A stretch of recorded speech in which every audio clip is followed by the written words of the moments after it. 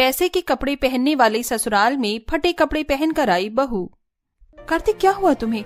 तुम रो क्यों रहे हो? किसी ने मारा क्या? ये खेलते खेलते गिर गए हो तुम?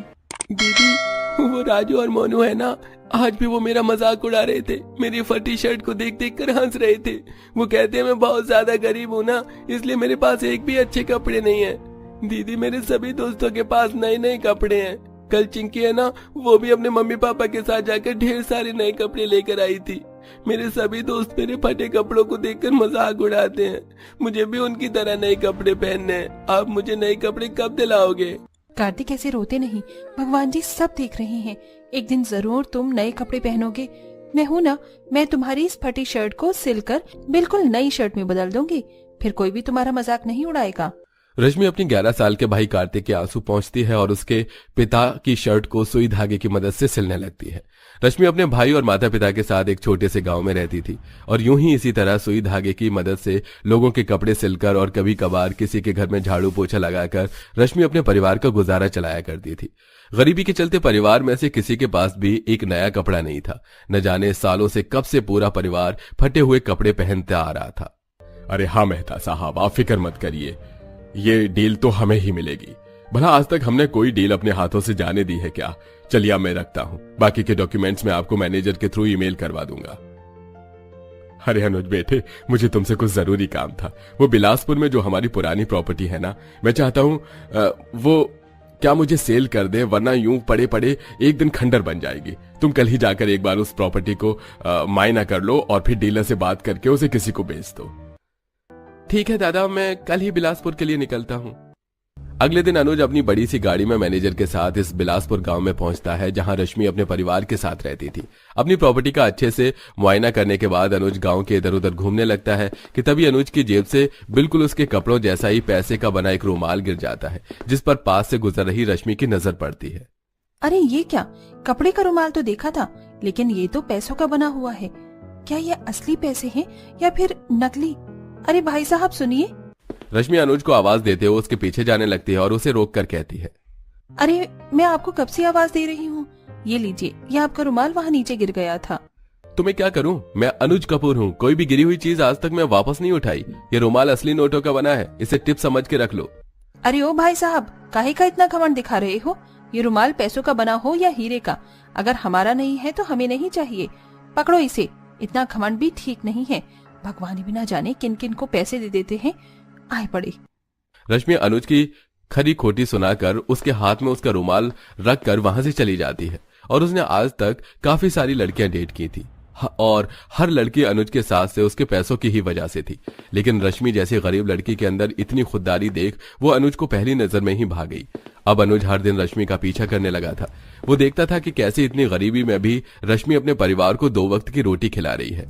अनुज अब जरा देरी न करते हुए रिश्ता लेकर सीधा रश्मि के घर पर चला जाता है। तुम्हें उस दिन की बेइज्जती कम पड़ गई थी क्या, जो वापस यहाँ चले आए? निकलो मेरे घर से। देखिए, उस दिन के लिए मैं माफी चाहता हूँ। मुझे घुमा फिरा कर बातें करनी नहीं आती हैं, इसलिए मैं सीधा आपके परिवार से मिलने चला आया। मैं आपकी बेटी से बहुत प्यार करता हूँ। उनकी ईमानदारी और खुददारी मुझे भा गई है, इसलिए मैं उससे शादी करना चाहता हूँ। मैं जिंदगी भर खुश रखूंगा। उसके परिवार के बारे में जानकर रश्मि के माता पिता रश्मि का रिश्ता फौरन अनुज के साथ कर देते हैं और सादगी भरी तरीके से अनुज रश्मि से मंदिर में फेरे लेकर शादी कर लेता है। रश्मि बेटा, तुझे देने के लिए इस गरीब माँ बाप के पास कुछ नहीं है। वो तो न जाने हमने ऐसा कौन सा पुण्य किया था जो तुझे ऐसा जीवन साथी मिल गया। ये जो तूने शादी का जोड़ा पहन रखा है ना, जानती हूँ बहुत पुराना है, कपड़ा भी घिस गया है, लेकिन इसे मैं तेरी शादी के लिए ही संभाल के रख रही थी। इसे ही अपनी माँ का दहेज और प्यार समझकर हमेशा संभाल कर रखना। आप नहीं जानती कि ये मेरे लिए कितना अनमोल है। इसके सामने तो पैसे, हीरे, सोना चांदी का कोई मोल नहीं है। अपना ख्याल रखना, मैं आप लोगों से मिलने आती रहूंगी। अपने गांव से रश्मि अपने परिवार से विदा लेती है और अनुज की महंगी सी गाड़ी में बैठकर उसके साथ उसके घर पहुंच जाती है। अनुज का इतना बड़ा बंगला देखकर रश्मि हैरान हो ही रही होती है कि तभी अनुज के परिवार वाले रश्मि और अनुज को देखते हैं और उसके बिन कहीं सब कुछ बात समझ जाते हैं। अनुज, ये सब क्या है? तुझे हमने गांव प्रॉपर्टी के लिए भेजा था ना कि शादी के लिए। ये तो किस गांव के गवार जाहिल भिखारी को उठा कर ले आया है। माँ, इसका नाम रश्मि है। रश्मि भले ही गरीब परिवार से है, लेकिन एक बहुत अच्छी लड़की है। देख रहा है कितनी अच्छी है, जरा इसके कपड़े तो देखो कितने फटे हुए हैं। इससे अच्छे कपड़े तो हमारे घर पर आने वाले गरीब फकीरों के हैं। हम कहाँ पैसों के कपड़े पहनने वाले और कहाँ ये। रश्मि से मैं बहुत प्यार करता हूँ। अगर इस घर में रश्मि नहीं रहेगी तो मैं भी यहाँ से चला जाऊंगा। अनुज इस परिवार का इकलौता बेटा था। इसके चलते अनीता और महेंद्र न चाहते हुए भी साक्षी को अपना लेते हैं। ऐसे ही दिन गुजरता है और आज साक्षी का उसके ससुराल में पहला दिन होता है। साक्षी अपने मायके से लाए हुए अपने फटे पुराने कपड़ों को पहनकर कमरे में बैठी होती है। तभी साक्षी की सास और नंद उसके कमरे में आती है। ऐसा नहीं लगता कि हमारे इस बड़े से शाही महल में कोई नौकरानी रहने आ गई हो? उसके कपड़ों में से भी कितनी गंदी बदबू आ रही है। आज तुम्हारी अनुज की रिसेप्शन पार्टी है। हमारे बहुत अमीर दोस्त आने वाले हैं। उस पार्टी में अपना ये फटे कपड़े पहनकर मत आ जाना। हम मेड के हाथ से पैसों का बना हुआ एक गाउन भिजवा रहे हैं। चुपचाप से उसे पहनकर तैयार हो जाना। खबरदार किसी को भी बताया कि तुम्हारा बैकग्राउंड क्या है। घमंडी सास और नंद वहां से चली जाती हैं, जिसके बाद रश्मि पैसों से बना गाउन पहनकर तैयार होने लगती है। लेकिन उस गाउन में उसे काफी ज्यादा बेचैनी होने लगी थी। इन पैसों के कपड़े में कितनी ज्यादा बेचैनी हो रही है। थोड़ी देर और पहनूंगी तो मैं पागल ही हो जाऊंगी। इससे अच्छा तो मेरे फटे पुराने हुए कपड़े हैं। कम से कम मुझे उसमें अच्छा तो महसूस होता है। पैसों से बना गाउन उतारकर वो अपने पुराने फटे हुए कपड़े पहन लेती है और उन्हीं कपड़ों में नीचे पार्टी में आ जाती है, जिसे देख पार्टी में मौजूद सारे अमीर घमंडी लोग रश्मि का मजाक उड़ाने लगते हैं। अरे अनीता, तुम तो कह रही थी कि तुम्हारी बहू बहुत अमीर घराने से आई है, लेकिन इसे देखकर तो ऐसा लग रहा है कि ये कहीं यही पास के रोड में कटोरा लेकर ट्रैफिक लाइन पर भीख मांगने का काम करती है। लगता है अनीता को ज्यादा ही बड़े दिल वाली हो गई है। जब ही तो एक फटे पुराने कपड़े पहनने वाली गरीब लड़की को अपने घर की बहू बनाकर ले आई है। अपने कपड़ों का मजाक बनता देख बेचारी रश्मि रोते हुए अपने कमरे में चली जाती है। वहीं रश्मि के सास और नंद की भी काफी बेइज्जती होती है, जिसके चलते सब पर काफी वो गुस्सा करते हैं और अब न चाहते हुए भी मजबूरन रश्मि को पैसों से बने ही कपड़े पहनने पड़ते हैं। इन पैसों के कपड़ों में ये लोग कैसे रह लेते हैं? रश्मि, तुम कुछ दिनों से काफी परेशान लग रही हो। सब ठीक तो है ना? सब ठीक है, लेकिन मुझे इन पैसों के कपड़ों में काफी परेशानी होती है।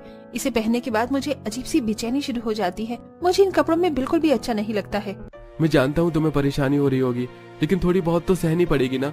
हम सब हमेशा यही पैसों के कपड़े पहनते आए हैं। शहर में हमारा एक अलग रुतबा है। तुम कोशिश करोगी तो तुम्हें भी इसकी आदत पड़ जाएगी।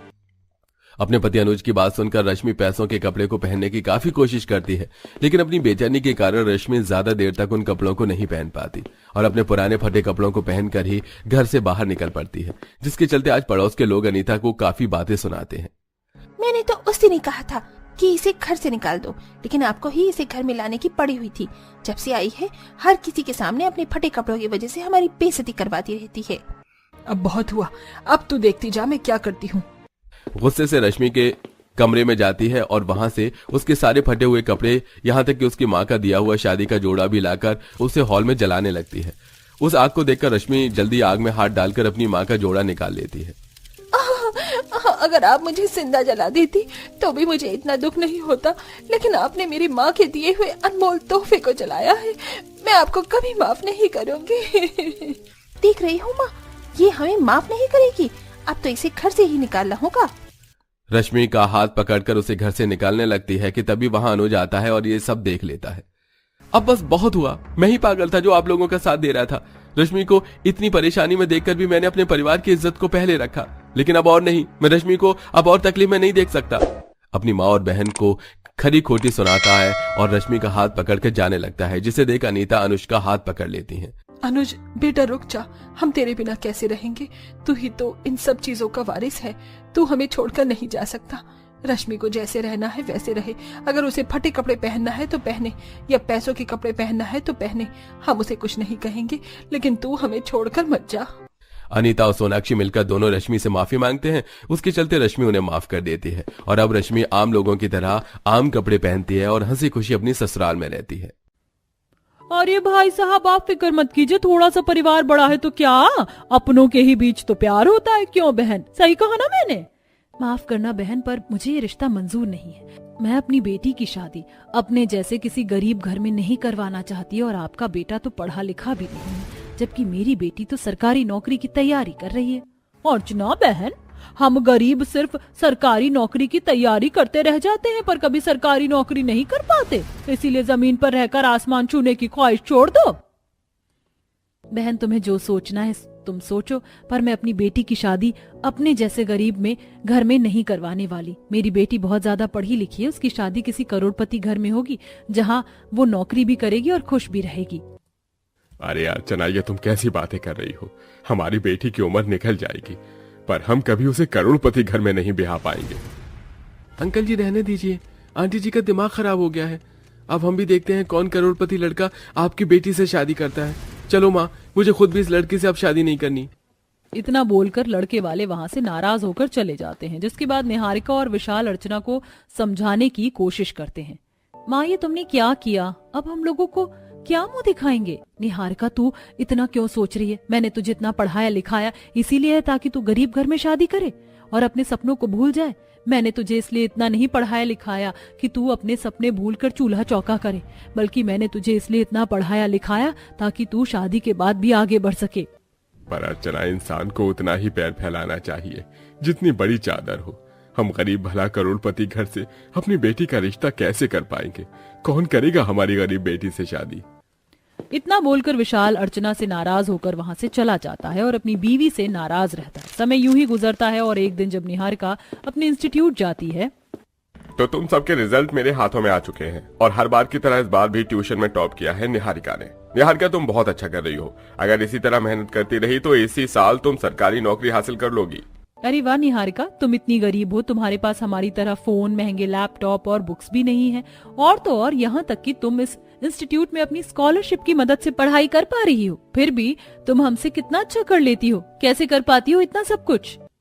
ये सब तो मेरी माँ की वजह से हो पाया है, वही हमेशा मेरे साथ रहती हैं। निहारिका अपना रिजल्ट देखकर बहुत खुश होती है। कुछ देर बाद टीचर वहां से चली जाती हैं और सारे स्टूडेंट्स अपने अपने घर के लिए जाने लगते हैं। पर तभी सूरज नाम का एक लड़का निहारिका का रास्ता रोक लेता है और कुछ बच्चों के सामने उसे शादी के लिए प्रपोज करता है।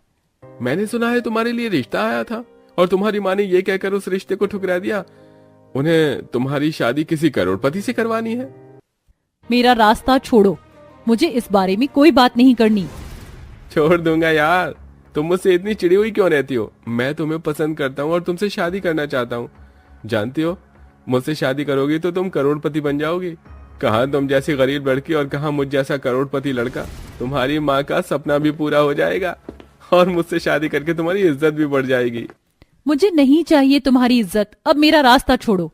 अरे यार सूरज, क्यों बेचारी को तू परेशान करता रहता है? जाने देना, वो इंटरेस्टेड नहीं है तुझमें। निहारिका, तुम जाओ। हाँ, मैं भी कोई इसके लिए मरा नहीं जा रहा।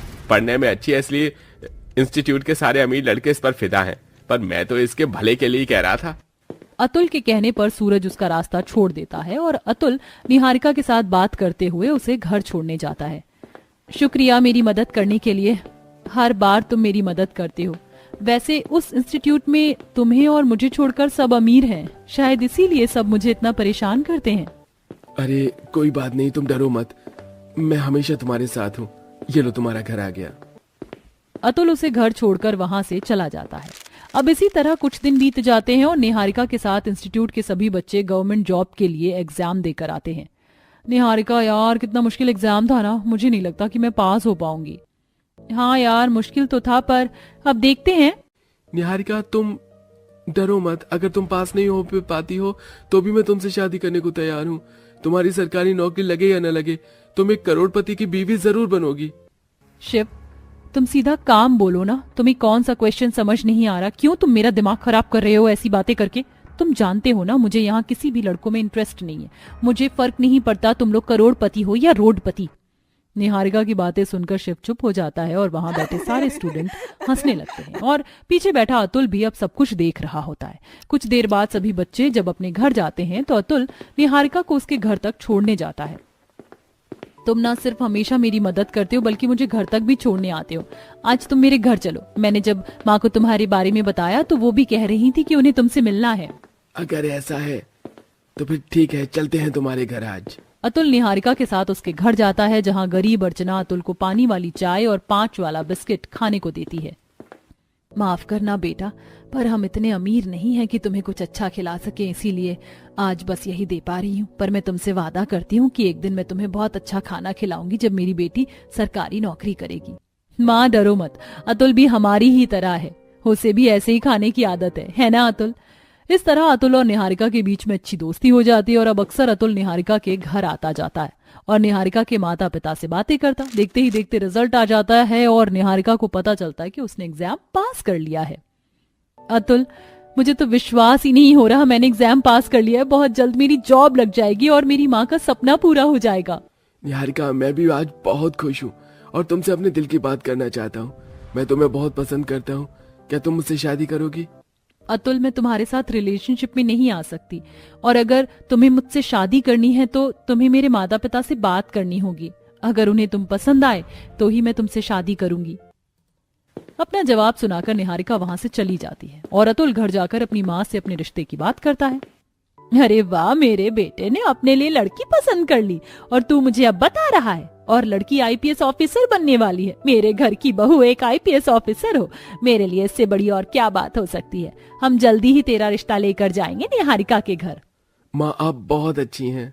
पर माँ, हम पहली बार भाभी के घर जा रहे हैं रिश्ता लेकर, हम क्या खाली हाथ जाएंगे? आप 4-5 नौकर को बुला लो और अभी मेरे साथ शॉपिंग करने के लिए चलो। मुझे भाभी के लिए बहुत सारी गिफ्ट लेनी है। हाँ हाँ बेटा, तू चिंता मत कर, मैं ऐसे नहीं जाने वाली अपनी बहू के घर उसका हाथ मांगने। आखिर वहाँ के आसपास के लोगों को भी तो पता चले कि निहारिका के घर उसका हाथ मांगने के लिए कौन आ रहा है। अब एक ही दिन में शांति सारी तैयारी करती है और अपनी बहू के लिए महंगे महंगे सोने हीरे के गहने खरीदती है और कुछ गिफ्ट पैक करवाती है। अगले दिन अतुल और उसका पूरा परिवार गाड़ी से उतरता है, जहां कुछ नौकर गाड़ी से गिफ्ट उतारकर निहारिका के घर में रखवाते हैं और बैंड बाजे वाले खड़े होकर बैंड बाजा बजा रहे होते हैं। और नेहा नाचती हुई अपनी भाभी के पास जाती है और विनोद फलों की टोकरी लिए विशाल के पास जाता है और हाथों में शगुन की थाल और गहने लिए शांति अर्चना के पास जाती है। ये सब क्या है? निहारिका ने तो बताया था कि आप लोग हमारी तरह गरीब हैं। हमारा बेटा नहीं चाहता था कि निहारिका को इतनी जल्दी सच्चाई का पता चले, वरना वो हमारे बेटे का भी प्रपोजल को ठुकरा देती। वैसे हम यहाँ आपकी बेटी का हाथ मांगने के लिए ही आए हैं। भाई साहब, मुझे तो यकीन नहीं हो रहा, मेरी बेटी के लिए करोड़पति घर से रिश्ता आया है। जब निहारिका के घर वालों को पता चलता है कि अतुल कोई गरीब नहीं बल्कि करोड़पति है तो वह लोग हैरान हो जाते हैं और इस रिश्ते के लिए हाँ कर देते हैं। और आसपास के लोग ये देखकर आपस में बातें करते हैं। देखो जरा, इस गरीब के घर करोड़पति घर से रिश्ता आया है। अर्चना बहन के तो सारे सपने ही पूरे हो गए। काश कि मेरी बेटी की भी नसीब ऐसा ही होता, वो भी कोई सरकारी नौकरी करती और उसके लिए कोई करोड़पति घर से रिश्ता आता। आसपास के लोग इसी तरह निहारिका से जलते हैं और बहुत जल्द निहारिका आईपीएस ऑफिसर बन जाती है और शादी करके एक करोड़पति घर की बहू बनती है।